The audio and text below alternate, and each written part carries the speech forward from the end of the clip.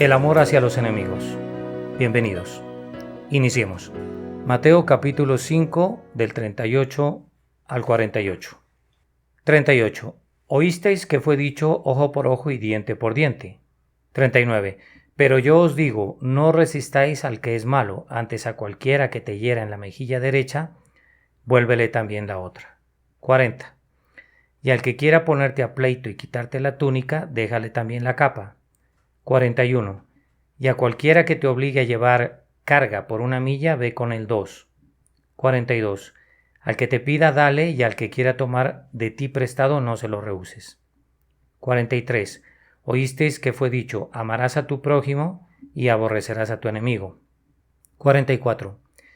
Pero yo os digo, amad a vuestros enemigos, bendecid a los que os maldicen, haced bien a los que os aborrecen y orad por los que os ultrajan y os persiguen. 45. Para que seáis hijos de vuestro Padre que está en los cielos, que hace salir su sol sobre malos y buenos, y que hace llover sobre justos e injustos. Porque si amáis a los que os aman, ¿qué recompensa tendréis? ¿No hacen también lo mismo los publicanos? 47. Y si saludáis a vuestros hermanos solamente, ¿qué hacéis de más? ¿No hacen también así los gentiles? 48. Sed pues vosotros perfectos, como vuestro Padre que está en los cielos es perfecto. Muy bien, bienvenidos a este sermón. Vamos a tratar de interpretar esta palabra versículo a versículo en el día de hoy, y les recuerdo que venimos en la serie de El Sermón del Monte, y hoy nos corresponde predicar el amor hacia los enemigos. Versículo 38. Oísteis que fue dicho a los antiguos ojo por ojo y diente por diente. Esto se conoce como la lex talionis o la ley del talión. Muy bien. Esta es una ley de retaliación o venganza que, aunque parezca un tanto bárbaro, en un principio se dictó en Éxodo capítulo 21 y versículo 24. Repito, conocida como la lex talionis o la ley de retaliación o venganza, lo que nosotros conocemos como la ley del talión. Y es que esta ley representaba un primer intento para asegurar la justicia y limitar la venganza. Entendemos así que el primer intento de instar esta regla, de imponer esta ley, lo que buscaba era asegurar, hacer justicia, digámoslo así, a una persona que había sido agredida o lastimada, hurtada, asesinada, en fin, y al mismo tiempo limitar la venganza por la parte del agredido o de los familiares del agredido. Lex talionis o la ley del talión o la ley de la retaliación y venganza, por lo tanto, es un intento de regular y civilizar el proceso de la reparación por las heridas. Con el pasar del tiempo, sin embargo, la práctica se fue modificando en Israel para permitir que la persona herida o afectada recibiera compensación monetaria en lugar de herir a la persona culpable, y de esta manera se logró un progreso en la civilización. Esto dice el 38. Pasemos al versículo 39 en su parte A. Dice así: Mas yo os digo, no resistáis al mal. Esta declaración situaría a Jesús en contra de los fanáticos judíos que deseaban la expulsión forzosa de los romanos, porque recordemos que todo Jerusalén y Judea estaba gobernado por el imperio romano. Para aquella época pues los habían conquistado. Pero Jesús se situaba más bien en contra de los fanáticos y revolucionarios judíos, que lo que deseaban era hacer la guerra o causar una expulsión forzosa de este imperio, de este gobierno romano. Debemos aclarar que esto no significa que debemos permitir que el mal triunfe en nuestras comunidades, pues lo podemos entender mal. Está bien que hagamos oposición al mal en nuestras comunidades y no dejemos que triunfe, pero es que Jesús se refiere más bien en la parte A del versículo 39 cuando dice: Mas yo os digo, no resistáis al mal. Él se refiere a las retaliaciones en privado, que se hacían y no al orden público, porque de lo contrario entonces sería un revolucionario. Él se está refiriendo a que no debemos resistir al mal, pero en la intimidad. Puede ser en nuestro hogar o en medio de un entorno social. En la parte B, el versículo 39 dice así: antes a cualquiera que te hiere en tu mejilla diestra, vuélvele también la otra. Y es que ser herido en la mejilla derecha es más grave que ser herido en la mejilla izquierda, pues esto indica que se ha golpeado a la persona con la mano, pero abierta, pero al revés. O sea que es una bofetada al revés, con la parte exterior de la mano, y eso pues particularmente es un insulto muy serio. También para ser herido en la mejilla derecha es posible que a uno lo hayan abofeteado con la mano izquierda, y para los judíos de esa época eso era algo bastante grave, porque era ser golpeado con la mano con la que se limpiaba el retrete, y era una ofensa, se convertía en una ofensa grave. Muy bien, con todo, una bofetada es una experiencia que más bien brusca, que hace surgir la adrenalina por montón en la persona que ha sido bofeteada. Y esto nos lleva o nos incita a una retaliación o a una reacción rápida.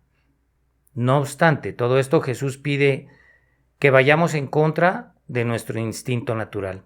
En eso quiero hacer énfasis. Nuestro instinto natural de supervivencia o de defensa siempre nos va a llevar a que hagamos lo contrario que nos dice el Señor que hagamos a los que tenemos un espíritu ya crecido o trabajado. Podemos decir que es la carne la que va a estar siempre incitándonos a las retaliaciones rápidas y a la violencia.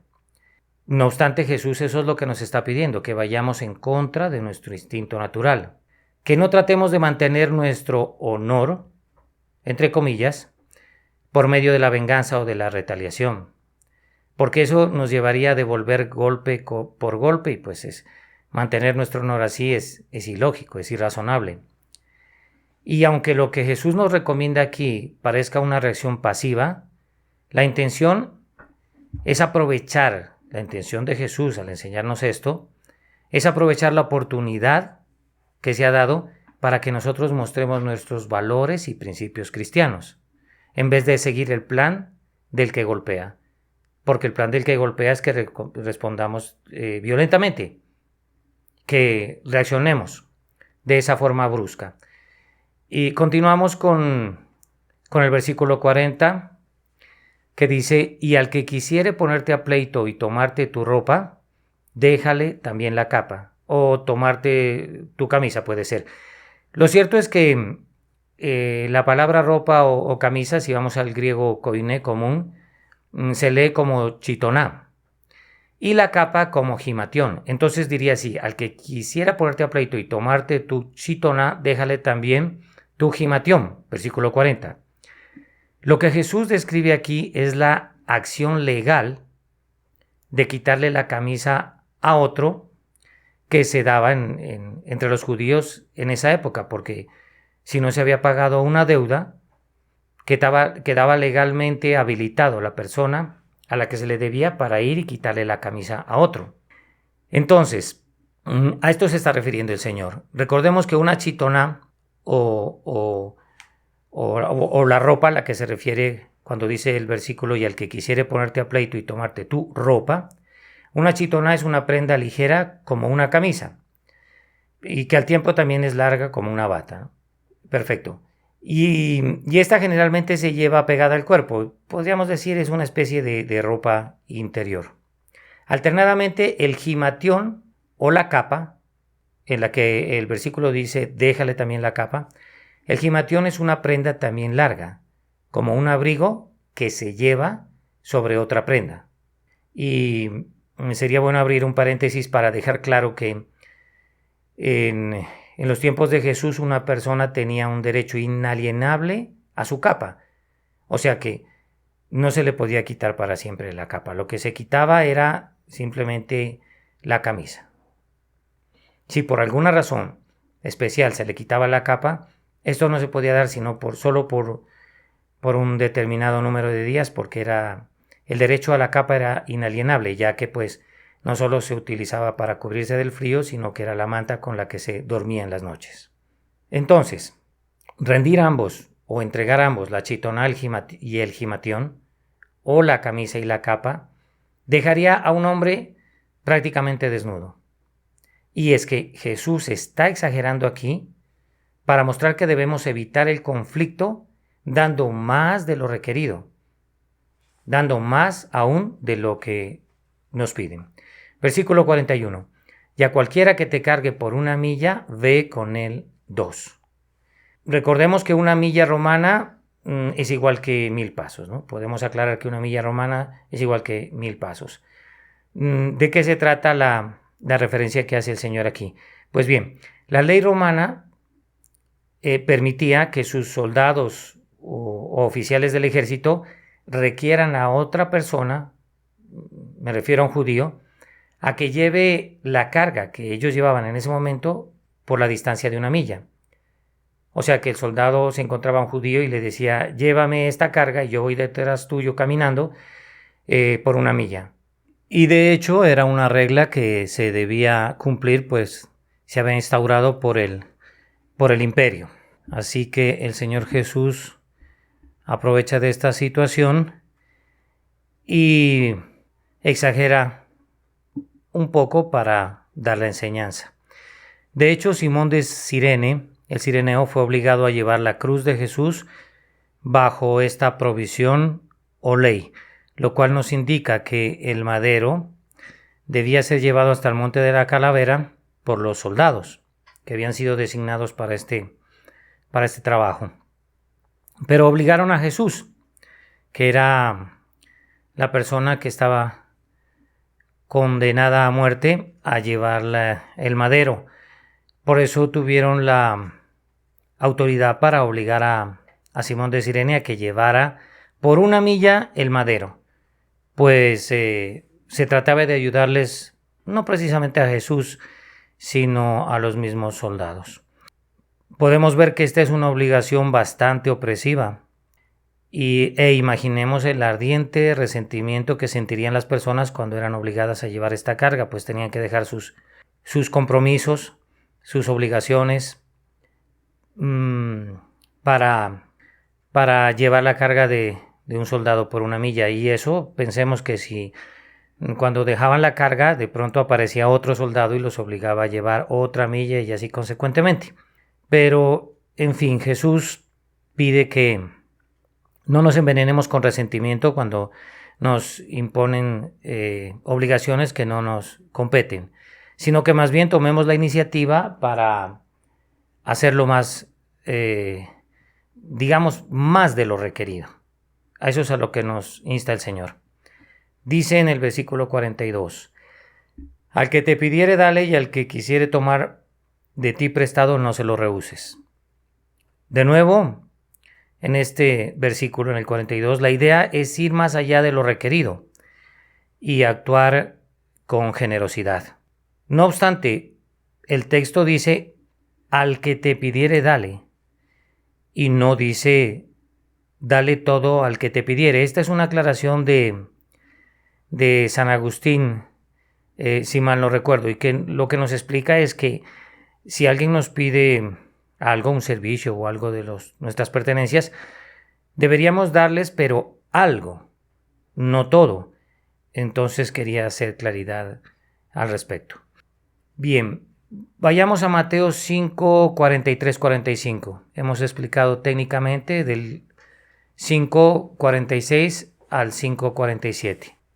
En el cual podemos subtitular este segmento como no resistir al mal, 46 y 47. Pasemos a otro segmento de esta enseñanza y vamos con el 5.43 al 5.45, donde podemos subtitular amad a vuestros enemigos. Muy bien. Oísteis que fue dicho, amarás a tu prójimo y esto es el 43, y aborrecerás a tu enemigo. Pues bien, En ninguna parte del Antiguo Testamento se requiere que los israelitas odien a sus enemigos. Es por eso que en la línea oíste que fue dicho, amarás a tu prójimo y aborrecerás a tu enemigo, no encontramos y odiarás a tu enemigo, porque eso tampoco se había dicho en el Antiguo Testamento, ya que odiar a los enemigos es algo natural para todas las civilizaciones y para todos los tiempos. Por eso tal mandamiento no lo encontramos en el Antiguo Testamento. El Señor más bien se refiere a aborrecerás a tu enemigo. Bien, en ocasiones podemos considerar que Dios sí pidió a Israel la destrucción de sus enemigos, pero esto era básicamente para evitar la contaminación de religiones paganas, pues bien sea con amonitas o cananeos, que eran los especialistas en contaminar al pueblo hebreo en el desierto. Y en este caso sí el Señor permitió la destrucción de estos enemigos para evitar la contaminación, y digo el paganismo, las idolatrías, las religiones paganas. Pero esto no es una expresión de odio de parte del Señor. Es por eso que aquí el Señor habla de aborrecer, que es lo mismo que detestar enormemente a alguien, pero no llega al término del odio. Versículo 44. Mas yo os digo, amad a vuestros enemigos, bendecid a los que os maldicen. Aquí Jesús utiliza la palabra enemigos. No enemigo, sino enemigos. Digo, está utilizando la palabra, pero en plural. Y esto es para ampliar el alcance de este mandamiento. Habla no de uno, sino de los muchos. Bueno, después de esto encontramos que en el griego hay 3 palabras para amor, ya que el versículo dice, mas yo os digo, amad a vuestros enemigos. Entonces, miremos que en el griego koiné encontramos, o común, encontramos 3 palabras para amor. La primera es eros, amor eros. La segunda, amor fileo. Y la tercera es amor ágape. Iniciemos con eros. Muy bien. Pues definir el amor eros creo que es muy sencillo, ya que es un amor romántico o sexual que está muy de moda para nuestros días. Entonces no nos quedemos ahí, pasemos más bien al amor fileo. Y este se refiere a un amor fraterno, fraternal. Puede ser de hermanos o de compañeros. Y este es el amor que da, pero que a su vez recibe. Podemos hablar de un amor interesado. Es el amor que damos a alguien que también nos ama a nosotros. Entonces, bueno, recíproco, pero también el que va detrás de algo. Y el amor ágape. Este es el amor divino y generoso que hace lo necesario para asegurar el objeto de este mismo amor. O sea, en pocas palabras, es un amor que actúa. El objeto de este amor es lograr algo en los pares, en las personas. Y es un amor que proviene del Señor, por tal es una virtud. El amor es divino y generoso y hace lo necesario, lo que sea necesario para lograr los objetos de este mismo amor. Como tal, ágape como palabra es más bien una palabra de acción más que de sentimiento. Estamos acostumbrados a entender el amor como de sentimientos, de lo abstracto y no de lo corpóreo, pero no, el amor ágape es más bien un amor que actúa, es un amor de acción. Y es el amor, este amor ágape, es el amor con que Dios nos ama. Es un amor que soporta y a la vez perdona. Es este amor, el amor ágape, lo que Jesús quiere que tengamos para con nuestros enemigos. Este amor ágape nos facilita volver la otra mejilla, dar más de lo requerido, seguir la segunda milla y dar con generosidad a los que piden. Podemos hablar de volver la otra mejilla, versículo 39, dar más de lo requerido, versículo 40, seguir la segunda milla, versículo 41, y dar con generosidad a los que nos piden, versículo 42. Pasemos al versículo 45 en su parte A. Así dice este versículo, para que seáis hijos de vuestro Padre que está en los cielos. La parte B dice que hace que su sol salga sobre malos y buenos y llueva sobre justos e injustos. Pero vamos a referirnos a la parte A, donde dice para que seáis hijos de vuestro Padre que está en los cielos. Volvemos al amor ágape. Pues este amor no es una estrategia o no trata de ser una estrategia inteligente para mejorar nuestra situación.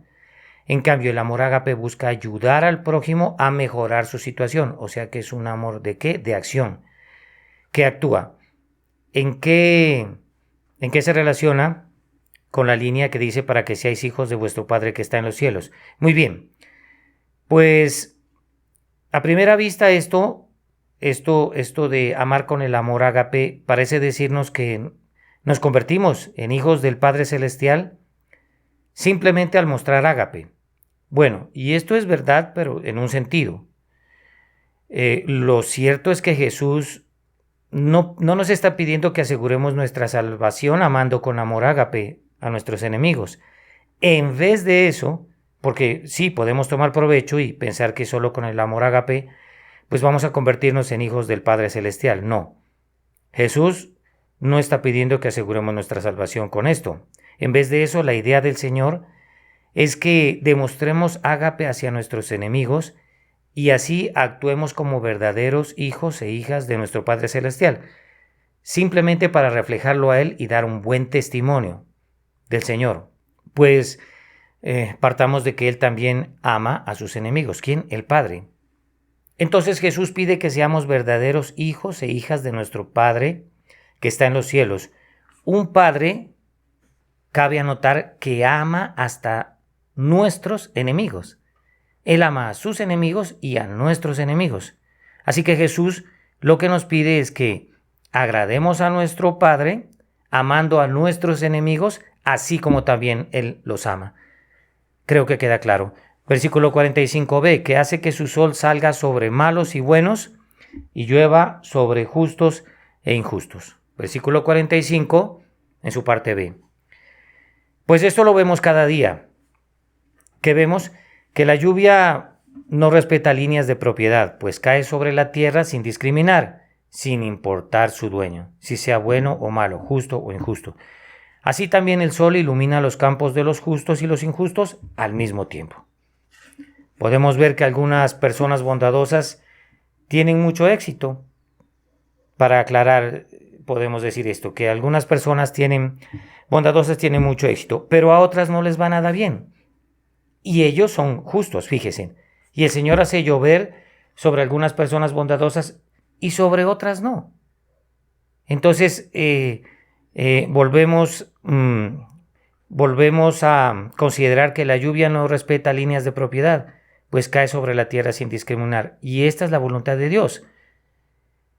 No podemos juzgar por dónde llueve o por dónde sale el sol si la persona es buena o mala, porque la verdad es que hay canallas que se enriquecen, viven vidas largas y saludables y tienen a muchos que lamentan en sus funerales. Por lo cual nos podemos confundir y pensar que esa era una persona buena. Bueno, al hablar de lamentar en sus funerales, quizá tal vez solo van a observar en el funeral. Por ende podemos creer que no hay justicia, pues a muchas personas canallas y viles les va bien entre comillas, hablamos de enriquecerse, vivir vidas largas y saludables. Y asimismo entonces decimos que podemos llegar a creer que no hay justicia. Pero pensemos bien, Dios dispone de toda la eternidad para cumplir justicia. Pues la gente rica a menudo acepta su riqueza como señal de que Dios aprueba sus vidas. Pero este versículo, sin embargo, dice que no tiene que ser así necesariamente. Entonces el Señor nos dice, miren, yo amo también a mis enemigos porque hago llover sobre buenos y malos. Esa es una situación ya del Señor, no tenemos por qué meternos ahí. Lo que nos da impulso también para que nosotros les amemos y ayudemos a nuestros pares, al prójimo, en general a todos los mortales, sin considerar si sean buenos o malos. Ayudar, claro está, en lo que está a nuestro alcance. Bueno, hasta ahí llegamos en el segmento de amar a nuestros enemigos. Habíamos empezado por no resistir al mal, seguimos por amar a nuestros enemigos. Y ahora entonces la enseñanza pasa a otro segmento que se podría subtitular si amareis a los que os aman. Muy bien, esto está en el versículo 46, y dice así: porque si amareis a los que os aman, ¿qué recompensa tendréis? ¿No hacen también lo mismo los publicanos? Jesús nos recuerda aquí, sin embargo, que amar a quienes nos aman no requiere nada especial. ¿Por qué? Porque hasta personas malas aman a quienes les aman. Es decir, si solo amamos a los que nos aman, no somos mejor, que esa gente mala, y no podemos esperar ningún favor de Dios. Entonces, no estamos haciendo, según el Señor, nada si solo amamos a los que nos aman. Pues esto también hacen los gentiles. Continuamos con el versículo 47. Es que el Señor en el anterior habla de la futilidad y de lo vacío que es amar a los que nos aman.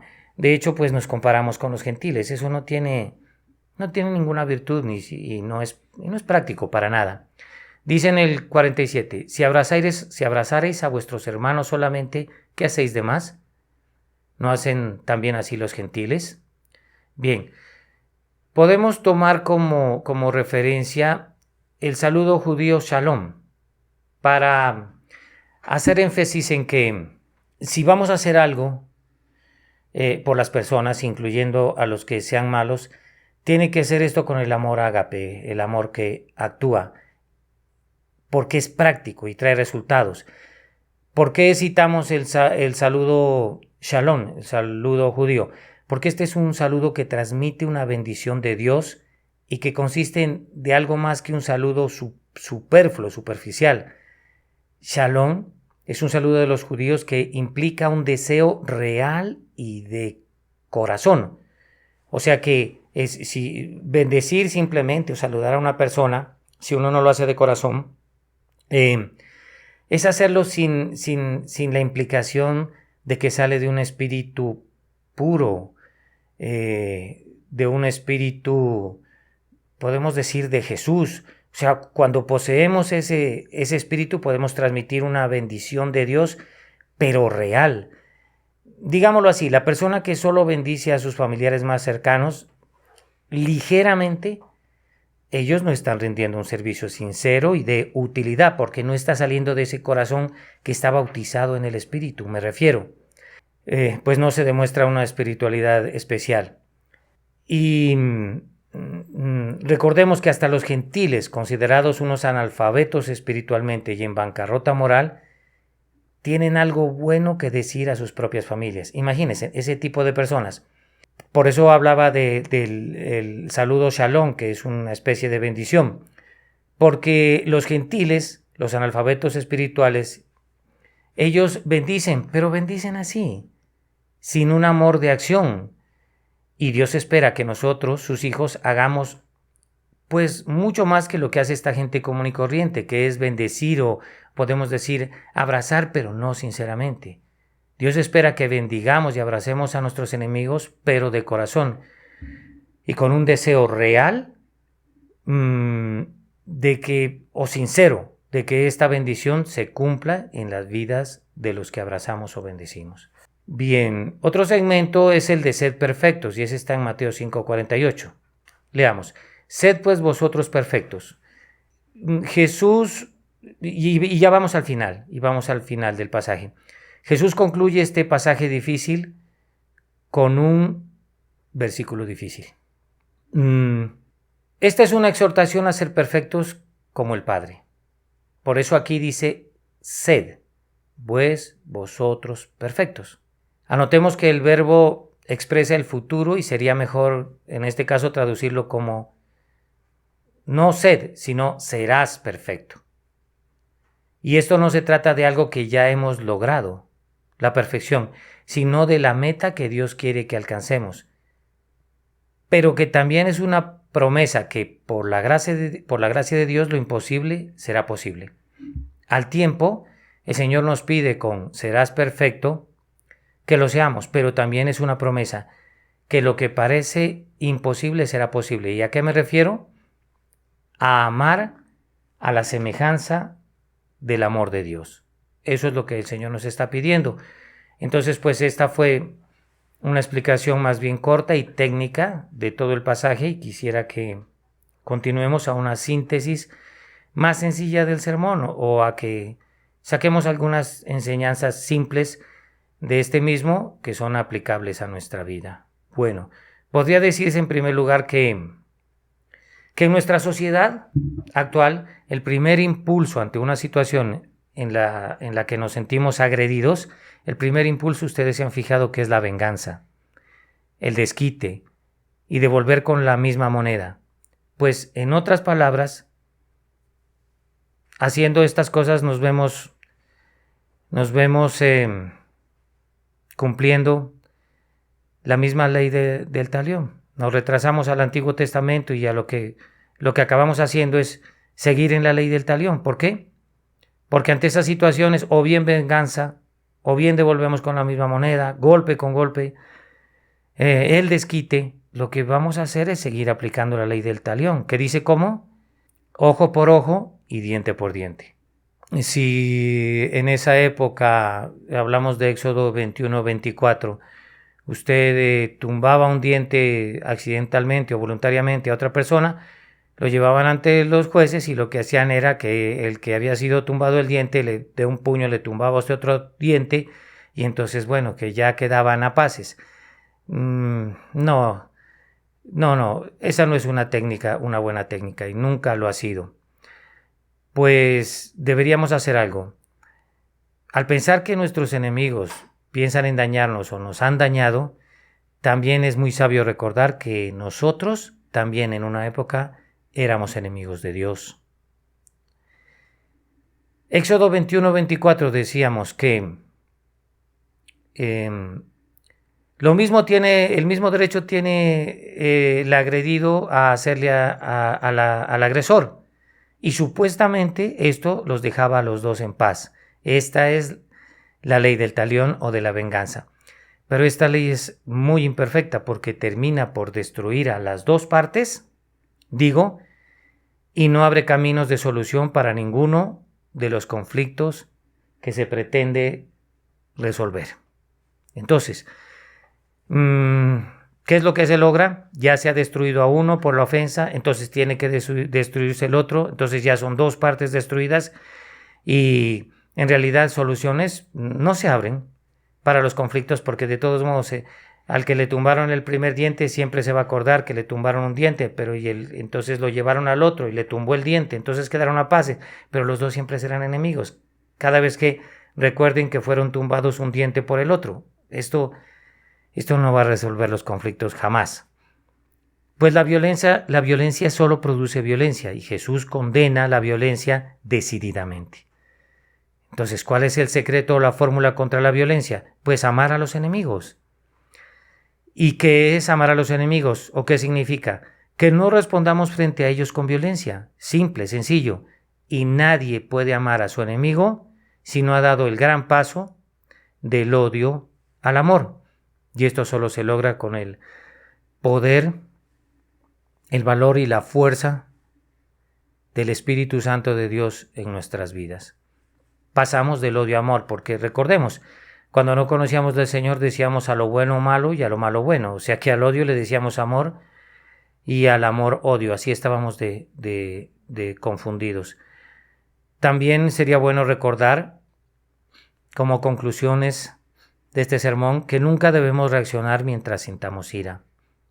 Nunca debemos hacer esto, pues la ira nos ciega e impide que veamos las cosas como ellas realmente son. Quedamos nublados la vista y reaccionamos como ciegos, no determinamos, no discernimos bien la situación y generalmente reaccionamos con violencia. Entonces, ¿cuál es el consejo? No reaccionar mientras sintamos ira, pues así evitaremos cometer injusticias y ganaremos el respeto de los demás. ¿Cómo lo ganamos? Por conservar una posición pasiva y correcta delante de una situación difícil. Y una característica de este método, hablamos del reaccionar desde una posición pasiva y correcta delante de una situación difícil. Una característica única de este método es que está dirigido contra las fuerzas del mal en vez de contra personas que hacen el mal. Entonces, metámonos eso en la mente, que vamos a reaccionar es contra las fuerzas del mal. Pues nuestra batalla no es contra carne y sangre, sino contra potestades espirituales. No vamos a reaccionar contra personas que están haciendo el mal, sino contra las fuerzas del mal. ¿Cuándo qué? Cuando no reaccionamos llenos de ira violentamente, sino que mantenemos una posición pasiva y adecuada. Bien, pagar con odio y mal con mal es literalmente revolcarnos en el mismo fango que los enemigos. Y esto contradice nuestra identidad de hijos de Dios. Sí, más que de hijos de Dios, de discípulos auténticos de Jesús, pues venimos a dar un verdadero testimonio. Recordemos que la palabra venganza no concuerda con el reino divino. La palabra venganza no tiene cabida en el reino divino. Y nosotros vamos a través del testimonio de Cristo, hecho realidad en nuestras vidas, pues a demostrar nuestra identidad de hijos del Padre, de hijos de Dios. También, hablando de ojo por ojo y diente por diente, deberíamos tener en cuenta que Jesús lo que busca es ir más allá de esta ley del talión. Esto se dictó, repito, en Éxodo 21-24, les recuerdo. Bueno, y la intención era buena porque se dictó con el objetivo de detener las venganzas y restringirlas en la proporción que había sido el daño. O sea, detenía una venganza porque después de un daño pues iban a venir muchas venganzas. Entonces, quería compensar la situación para evitar la venganza, este mandamiento, y justamente en la proporción, en la cantidad que había sido el daño. Y aparte de esto, Éxodo 21-24 establecía que el ofensor pague conforme a la magnitud de la ofensa. Nada más y nada menos. No se podía nada más, pero tampoco nada menos. Y con esta ley Dios protegía al inocente contra el culpable, pues el inocente tenía derechos y podía exigirlos. Y esto era perfectamente justo ante la ley, el exigir los derechos. Entonces todo se solucionaba con la ley del talión, en estos casos de la ofensa. Pero con todo esto les recuerdo, amados, que ahora Jesús en este pasaje va más allá y elimina la lex talionis, la ley del talión, la ley de la venganza, reemplazándola a esta ley con el amor ágape.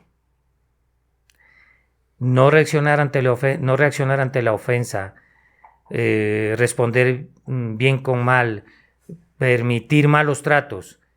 Pues si pensamos en todas estas cosas, en realidad nos va a parecer imposible hacerlas. Digo, no reaccionar ante ofensas, responder con bien el mal, permitir que nos traten mal. Esto parece imposible, pero deberíamos mirar a la cruz en ese momento. Deberíamos mirar a Jesús porque buen ejemplo Él nos ha dado. Cuando leemos en las Escrituras el pasaje que dice, y ustedes fueron llamados para esto, porque también Cristo sufrió por nosotros, con lo que nos dio un ejemplo para que sigamos sus pasos. Así que, amados, amemos con el amor con que fuimos amados. Por eso dice la primera línea, y ustedes fueron llamados para esto. Continúo, porque también Cristo sufrió por nosotros, con lo que nos dio un ejemplo para que sigamos sus pasos. ¿Y cuáles son sus pasos? El amar con el amor que fuimos amados. Él amó con el amor del Padre. Nosotros amemos con el amor de Cristo, más con el amor del Padre. ¿Qué enseñanza específica nos deja Mateo capítulo 5 del 38 al 48? Pues que amar al enemigo significa, antes que nada, no hacerle mal al enemigo. En esto quiero claridad. Es no buscar ni desear hacerle daño. Pues no hemos de extrañarnos si no sentimos amor alguno hacia él. No es problema, no nos extrañemos de eso. Tampoco el Señor nos está llamando a que hagamos bondades para amar. Simplemente nos está llamando a que no le hagamos mal al enemigo, ni busquemos hacerle daño. pues es natural que nos sintamos heridos y humillados después de ser ofendidos. Está bien, pero dejemos que esto simplemente pase. No nos preocupemos por eso, dejemos que pase y ya está. Pero sí nos hemos de preocupar cuando seguimos alimentando el odio y la sed de venganza después de recibir una ofensa. Ahí nos hemos de preocupar porque entonces esto no es amor. Esto es el antitipo, es odio, es egoísmo. Si nos sentimos mal o no sentimos amor hacia el enemigo, esto es natural, no nos vamos a preocupar por eso. Que salgamos por una maldad que recibimos a hacer bondades, tampoco. El Señor simplemente nos pide que no hagamos el mal a la persona que nos hizo mal. Eso simplemente lo que nos da un respiro y tranquilidad para saber cómo reaccionar en estas situaciones. En esta época seguramente muchos acogían con agrado la llamada de Jesús, amar a Dios y al prójimo. Sí, ya Jesús lo había predicado y la mayoría acogía con agrado esta enseñanza, pues era la mejor síntesis o la conclusión de la ley esta. ¿Cómo? Amar a Dios y al prójimo. Pero lo que no se podían imaginar los judíos de esa época es que un día el Señor les hablara de amar a los enemigos. Y esto, lógicamente, molestó profundamente a los fariseos hipócritas porque esto contradecía sus principios, que ya sabemos por los anteriores sermones que eran unos principios amañados, arreglados a su acomodo. Sin embargo, Jesús lo hizo, sin respaldo alguno de la tradición bíblica, distanciándose mucho de los salmos de venganza que hablaban de venganza y que alimentaban la oración de su pueblo, enfrentándose al clima general de odio que se respiraba en ese entorno, en esa época, él proclamó con claridad absoluta su llamada que dice así: yo en cambio os digo, amad a vuestros enemigos, haced el bien a los que os aborrecen y rezad por los que os calumnian. Entonces ya todo cambiaba. Entonces ya no solo se trataba de amar a Dios y al prójimo, sino de amar a los enemigos y hacer bien a los que nos aborrecen y rezad por los que nos calumnian. Jesús lo hizo, sin respaldo de ninguna tradición bíblica, y teniendo en cuenta que los salmos de venganza alimentaban la oración del pueblo en esa época. Se enfrentó al clima general de odio y proclamó con claridad absoluta: amad a vuestros enemigos, haced el bien a los que os aborrecen y rezad por los que os calumnian. Cuando Jesús habla del amor al enemigo, pues no está pidiendo que alimentemos en nosotros, que vuelvo a incidir en esta situación porque en síntesis pues es la gran enseñanza de este pasaje, y quisiera traer al pueblo algo de claridad y de alivio con respecto de el amar a los enemigos, y más que todo para nuestra época. Pues decíamos que cuando Jesús habla del amor hacia el enemigo, Él no nos va a pedir que alimentemos en nosotros el sentimiento de afecto, de simpatía o de cariño hacia quien nos hace mal, lo cual erradamente pues nos habían enseñado de pequeños, y la Iglesia romana generalmente hace esto porque generalmente interpreta mal. Los romanistas interpretan mal la palabra. No debemos hacer eso. Alimentar sentimientos de afecto y simpatía por el enemigo, no. Pues el enemigo, valga la pena recordar o aclarar, el enemigo sigue siendo alguien del que podemos esperar daño y traición. Óigase bien, daño y traición podemos esperar del enemigo. Y así difícilmente los sentimientos de nuestro corazón hacia el enemigo pues pueden cambiar. No, y es que no es conveniente que cambien los sentimientos de nuestro corazón, porque el enemigo siempre va a estar dispuesto ¿a qué? A dañarnos y a traicionarnos. Entonces, basta ¿con qué? Con no hacerle mal, con que nosotros no alimentemos odio hacia el enemigo, con que no reaccionemos desmedidamente y con violencia hacia él, porque damos un mal testimonio del Señor, de nuestro Señor. No, No nos podemos pasar de ahí. Simplemente hacer eso, no reaccionar mal con el enemigo. Y si seguimos sintiendo desamor por el enemigo, pues no nos preocupemos. Es un mecanismo de defensa porque de los enemigos podemos esperar daño y traición. Entonces, muy, pero muy difícilmente los sentimientos de nuestro corazón hacia el enemigo podrán cambiar. Entonces, tranquilicémonos al respecto y entendamos que más bien amar al enemigo significa, antes que nada, no hacerle mal. Insisto, no buscar hacerle daño ni desear hacerle daño. Ahora, no hemos de extrañarnos, insisto, si no sentimos amor alguno hacia él. Siendo natural que nos sintamos heridos y humillados por la ofensa que recibimos del enemigo, pues también tengamos en cuenta que podemos dar, de hecho, aunque nos sintamos heridos y humillados, aparte de no hacerle mal ni iniciar venganzas y retaliaciones con el enemigo, en ciertas ocasiones podemos dar pasos todavía más atrevidos con el enemigo, y me refiero a que podemos estar incluso dispuestos a hacerle el bien al enemigo si lo encontramos muy necesitado. Sí podemos llegar, de veras sí podemos llegar a esas instancias, pero yo los exhorto a todos ustedes, amados, a que lo hagamos con mucho cuidado, porque, reincido, el enemigo no es de fiar y nos puede traicionar en cualquier momento. Así que para terminar este corto sermón, quisiera consultar al apóstol Pablo en el libro de los Romanos, capítulo 12 y versículo 17 al 21. Pues Pablo aquí nos da algunos consejos muy prácticos y muy certeros para responder a los que nos tratan mal. Leámoslo de corrido. 17. Nunca devuelvan a nadie mal por mal. Compórtense de tal manera que todo el mundo vea que ustedes son personas honradas. 18. Hagan todo lo posible por vivir en paz con todos. 19. Queridos amigos, nunca tomen venganza. Dejen que se encargue la justa ira de Dios, pues dicen las Escrituras: yo tomaré venganza, yo les pagaré lo que se merecen, dice el Señor. En el 20, en cambio, si tus enemigos tienen hambre, dales de comer; si tienen sed, dales de beber.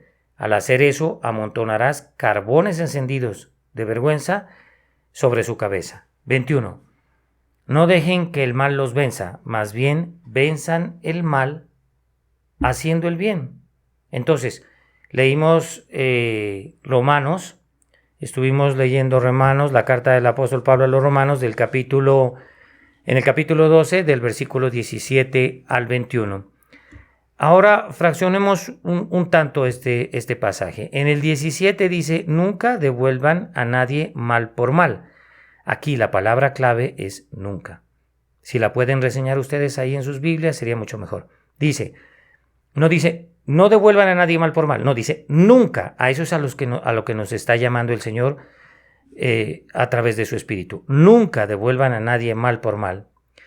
Continúa diciendo: compórtense de tal manera que todo el mundo vea que ustedes son personas honradas. ¿Cuál es la palabra más importante en esta línea? Compórtense. En la anterior era nunca devuelvan a nadie mal por mal. Ahora es compórtense. Nos llama a un comportamiento adecuado, que dé buen testimonio, que asuma una postura o una actitud pasiva, de tal manera que todo el mundo que nos vea dé cuenta de que somos personas honradas. En el 18 dice: hagan todo lo posible por vivir en paz con todos. De aquí podemos tomar varias palabras, que serían: hagan todo lo posible. O sea, que todo lo que esté posible en nuestras manos lo hagamos para vivir en paz con todos. Entonces, la primera palabra era nunca devuelvan a nadie mal por mal. El otro, compórtense de tal manera. Y ahora vamos a hagan todo lo posible por vivir en paz con todos. 19. Queridos amigos, nunca tomen venganza. Dejen que se encargue la justa ira de Dios, pues dicen las Escrituras: Yo tomaré venganza, yo les pagaré lo que se merecen, dice el Señor. De aquí, bueno, podríamos tomar las palabras: nunca tomen venganza. Queridos amigos, nunca tomen venganza.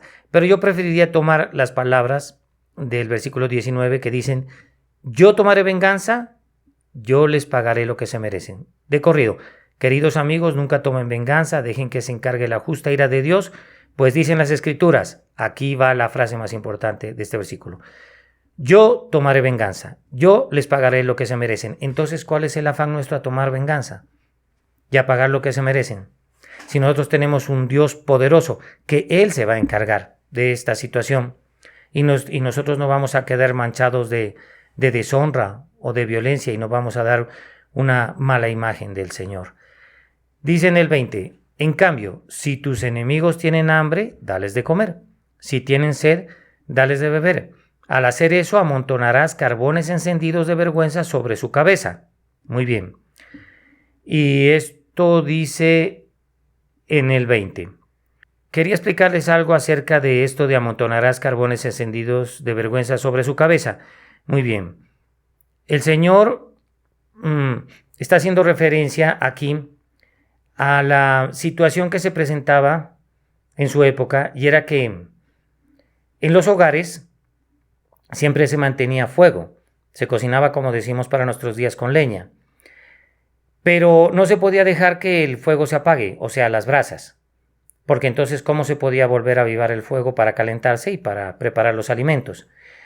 Pero en ocasiones se descuidaban las personas y el fuego se apagaba, lo que los llevaba a consultar a sus vecinos y decirles: por favor, regáleme algunas brasas de fuego, de leña, para yo volver a encender el fuego en mi casa. ¿Estamos? Y en muchas ocasiones el vecino era el enemigo que lo había agredido. Por eso el Señor dice: al hacer esto amontonarás carbones encendidos de vergüenza sobre su cabeza. Muy bien. Esas brasas se transportaban en un cántaro, ¿correcto? Entonces había que ir al vecino y pedirle algunas brasas para volver a hacer fuego en la casa de uno. Y ese cántaro se transportaba encima de la cabeza, ¿correcto? Como algunas personas acostumbran a hacer para estos tiempos en el campo o en las zonas costeras aún. Esto es lo que dice el Señor. Al hacer eso, si viene el enemigo y te pide algunas brasas de fuego, dale las brasas de fuego. No hay problema. Al hacer eso amontonarás carbones encendidos de vergüenza sobre su cabeza. Entonces, sí, él llevará los carbones que se le dio para que avive el fuego, pero los llevará con vergüenza. Eso es lo que dice el Señor. Ayudándolo y no violentándolo, lo que se produce en el enemigo es simplemente vergüenza. Y eso es positivo. Eso le va a enseñar al enemigo que en adelante no nos debe ofender, porque puede ser que necesite carbones encendidos. O si tiene hambre, pues que se le dé de comer, o si tiene sed, que se le dé de beber. En el 21, el versículo final de este pasaje de Pablo, nos dice así, el apóstol: no dejen que el mal los venza, más bien venzan el mal haciendo el bien. El pasaje muy conocido. No dejen que el mal los venza, más bien venzan el mal haciendo el bien. ¿De aquí qué palabras podemos tomar? Las más importantes. Muy bien. No dejen y venzan el mal. Como dice, no dejen que el mal los venza, más bien venzan el mal haciendo el bien. Entonces, no dejen, o sea, no permitan que el mal los venza a ustedes. ¿Recuerdan las palabras? Eran primero nunca, después compórtense, después hagan todo lo posible, después nunca tomen venganza, después dice: yo tomaré venganza y yo les pagaré los que se merecen. Y ahora nos dice: no dejen que el mal los venza. Pero también deberíamos destacar las palabras que dicen en el versículo 21, venzan el mal. ¿Qué es lo más importante de aquí? De este último versículo, no dejar, o sea, nosotros estamos en la capacidad que el mal nos venza. Y también tenemos la capacidad para vencer el mal. Por eso podemos también subrayar en nuestras Biblias: vencer el mal. Bien, llegamos al final de este sermón y podríamos preguntarnos, entonces, ¿cuál es la final y gran enseñanza del pasaje el amor hacia los enemigos? Que lo predicó el Señor en el Sermón del Monte. Bueno, pues en esta frase podemos decir que está la final y gran enseñanza de este pasaje. No dejen que el mal los venza, más bien venzan el mal haciendo el bien. Y lo curioso es que estas palabras no se registran en el Sermón del Monte. Por eso les digo que cuál es la enseñanza. Estas vienen a quedar registradas en la carta del apóstol Pablo a los Romanos capítulo 12. O sea, no está dentro del Sermón del Monte. Correcto. Pero resumiendo el apóstol Pablo todo este pasaje del amor hacia los enemigos concluye: no dejen que el mal los venza, amados. Esta es la conclusión. No dejen que el mal los venza. Más bien, venzan el mal haciendo el bien. Pues, consultemos la primera carta de Pedro del capítulo 2 y en el versículo 23. Pues, ahora sí de corrido, Pablo y Pedro, no dejen que el mal los venza, más bien venzan el mal haciendo el bien. Pues, él no respondía cuando lo insultaban, ni amenazaba con vengarse cuando sufría, sino que dejaba su causa en manos de Dios, quien siempre juzga con justicia. Amén. Oremos. Padre excelente y amado, queremos invocar tu nombre a través de tu Hijo Jesús y en el poder de tu Espíritu en esta tarde, para darte excelentes gracias por haber puesto la palabra en nuestra boca y en nuestros oídos. Asimismo, te bendecimos y te pedimos perdón por todas nuestras faltas, amado Dios, por todas las faltas que hemos cometido en esta semana. Y te suplicamos que eso no corte la comunión entre tu Padre, Señor, y nosotros. Ayúdanos, amado Jesús, a ser más fuertes, a fortalecer nuestra fe y a saber cómo debemos responder ante nuestros enemigos cuando vengan las ofensas. Necesitamos muchísimo de tu gracia, Señor, de tus virtudes y de tu poder para poder cumplir esta palabra. Te alabamos, te bendecimos, precioso Señor, y te suplicamos y rogamos que cuando llegue la hora de estar en tu presencia, tú, Señor, nos digas: bien, buen siervo y fiel. En lo poco has sido fiel y en lo mucho te pondré. Entra en el gozo de tu Señor. Amén.